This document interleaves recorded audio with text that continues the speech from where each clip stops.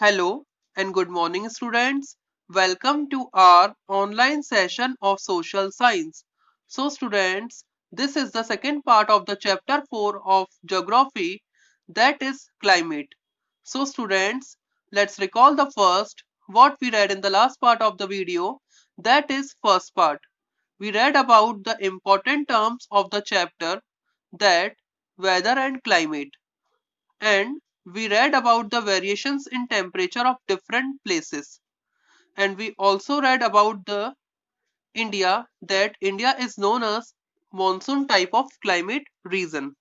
So students, let's move further from the page number 27 with the next topic, that is climatic controls. So students, let's begin the chapter with its continuation. So students, our topic is climatic controls. It's also a very important topic of this chapter. So climatic controls का means क्या होता है कि ऐसे factors के बारे में बात करेंगे जो किसी जगह के क्लाइमेट को प्रभावित करते, इन्फ्लुएंस करते, उसे कंट्रोल करते, या फिर हम इंडिया के पर्सपेक्टिव से देखेंगे कि इसका इंडिया पर क्या इन्फ्लुएंस पड़ता है. So let's begin. So students, there are 6 major controls of climate of any place. तो देखा जाए तो किसी भी प्लेस के क्लाइमेट से रिलेटेड 6 मेजर कंट्रोल्स होते हैं, and they are latitude, altitude, pressure and wind system, distance from the sea, continentality, ocean currents and relief features. तो स्टूडेंट्स देखा जाए तो ये सबसे इंपॉर्टेंट टॉपिक है कि जो 6 मेजर कंट्रोल्स होते हैं क्लाइमेट के किसी भी प्लेस पे, वो होते हैं latitude, altitude, pressure and wind system, distance from the sea, continentality, ocean currents and relief features. So due to the curvature of the earth, amount of solar energy received varies according to latitude. So अगर देखा जाए कि अर्थ के curvature होने के कारण जो amount of solar energy है वो लैटिट्यूड्स के अकॉर्डिंग ही हीट को रिसीव करती है. अगर आप इस डायग्राम के थ्रू देखेंगे तो जैसे ये डायग्राम दिया हुआ है, तो ये जैसे मिड वाला जो पार्ट होता है ये हमारा होता है इक्वेटर.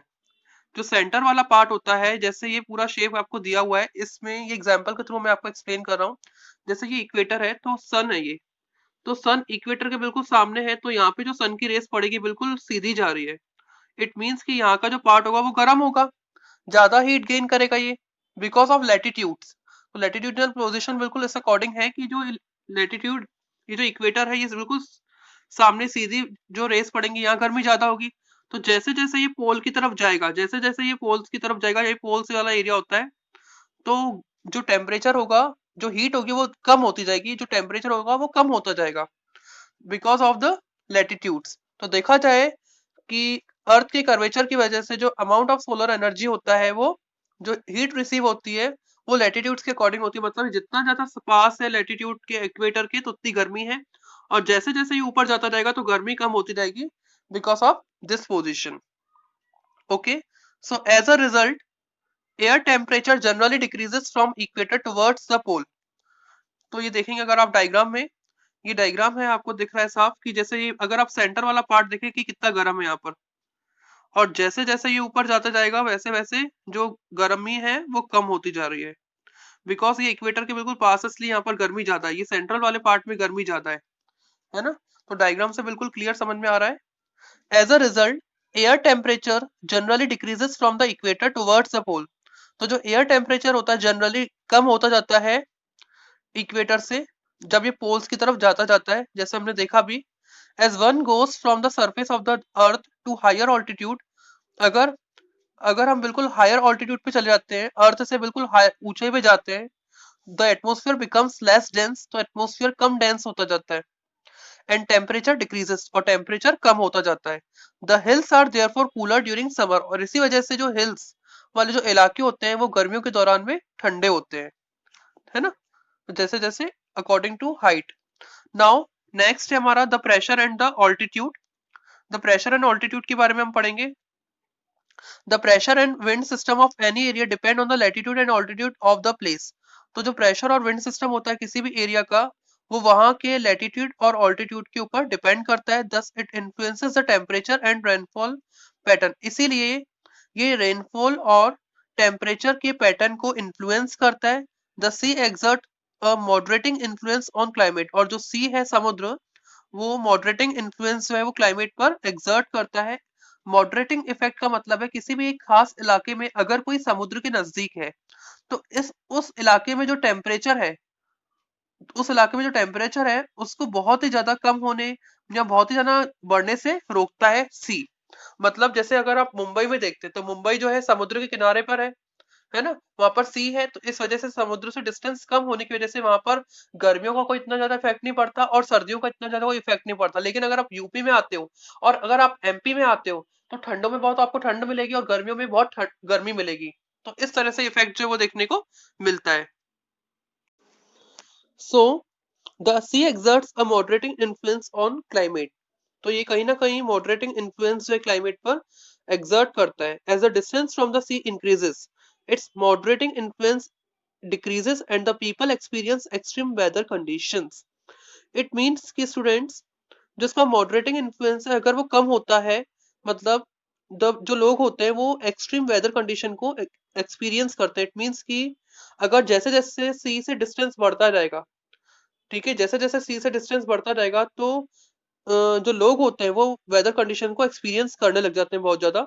और इस कंडीशन को हम बोलते हैं कॉन्टिनेंटलिटी।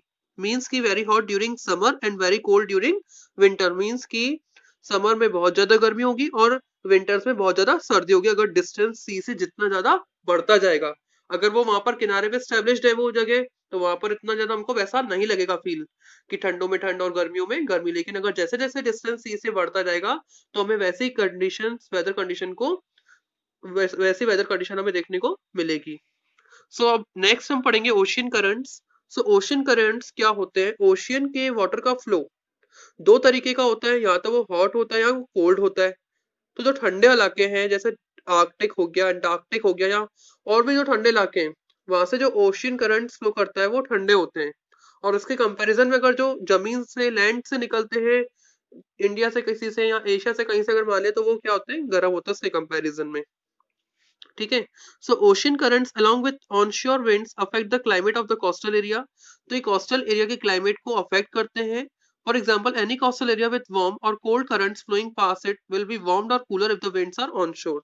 तो कहीं ना कहीं कोस्टल एरिया या तो वार्म होंगे या कोल्ड होंगे करंट्स, जो ये फ्लो करेंगे इस अकॉर्डिंग, वार्म करेंगे या वहां के एरिया को कूल करेंगे। तो इस तरह की कंडीशन जो वहां पर क्रिएट हो सकती है। तो ये हमने पढ़ा ओशियन करंट्स के बारे में।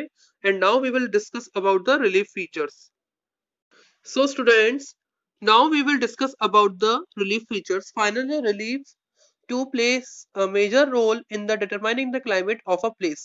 तो जो रिलीफ फीचर्स होते हैं वो भी सबसे इम्पोर्टेंट और मेजर रोल को प्ले करते हैं किसी भी प्लेस के क्लाइमेट को डिटरमाइन करने में। इट मीन्स कि रिलीफ फीचर के ऊपर भी क्लाइमेट कंडीशन डिपेंड करती है। High mountains act as barriers for cold और हॉट विंड्स। इट मीन्स कि जो हाई माउंटेन्स होते हैं वो एक तरीके से बैरियर का काम करते हैं ठंडी और गर्म हवाओं को रोकने के लिए। They may also cause precipitation, और वो प्रिसिपिटेशन का भी रीजन हो सकते हैं if they are high enough and lie in the path of rain bearing winds.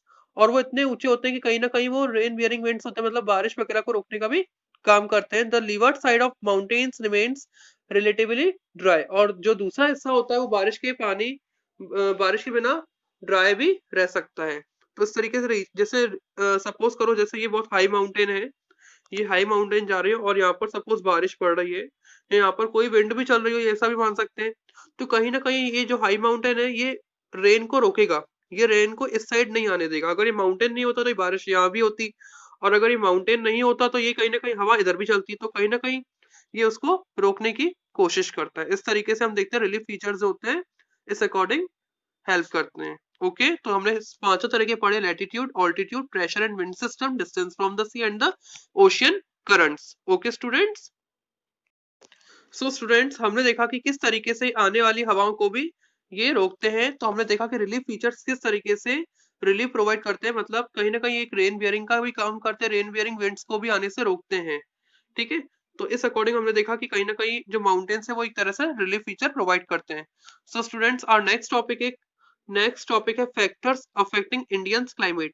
तो हमारा जो कुछ जो फैक्टर्स होते हैं वो इंडिया के क्लाइमेट को किस तरीके से इन्फ्लुएंस करते हैं, अफेक्ट करते हैं। तो फर्स्ट है लैटिट्यूड। सो लैटिट्यूड किस अकॉर्डिंग अपना रोल प्ले करता है? So let's begin. The tropic of Cancer passes through the middle of the country from the run of Kutch in the west to Mizoram in the east. It means कि जो tropic of cancer है वो देश के country के बीचों बीच से पास करता है रन ऑफ कच्छ से, जो वेस्ट में है, और मिजोरम में कहाँ तक? ईस्ट तक। Almost half of the country lying south of the tropic of Cancer belongs to the tropical area. It means कि जो हाफ ऑफ द कंट्री है वो कहाँ लाई करती है? साउथ में, ट्रॉपिक ऑफ कैंसर के साउथ में। इट मीन्स कि उसे हम क्या बोलते हैं? Tropical area. All the remaining area north of the tropic, tropic of Cancer का जो मतलब जो रिमेनिंग एरिया है, मीन्स जो ऊपर का एरिया होगा आपका कहीं ना कहीं नॉर्थ का, ठीक है, उसे हम बोलते हैं subtropic, lies in the subtropic, उसे हम बोलते हैं सब ट्रॉपिक। इट मींस कि ट्रॉपिक ऑफ कैंसर के जो नीचे वाला एरिया उसे हम बोलते हैं ट्रॉपिकल एरिया, और जो ट्रॉपिक ऑफ कैंसर के ऊपर वाला एरिया उसे हम बोलते हैं subtropical area. Therefore India's climate has characteristics of tropical as well as subtropical climate. इसीलिए इंडिया के क्लाइमेट में दोनों ही तरह के कैरेक्टरिस्टिक्स हैं, ट्रॉपिकल और सब ट्रॉपिकल क्लाइमेट के।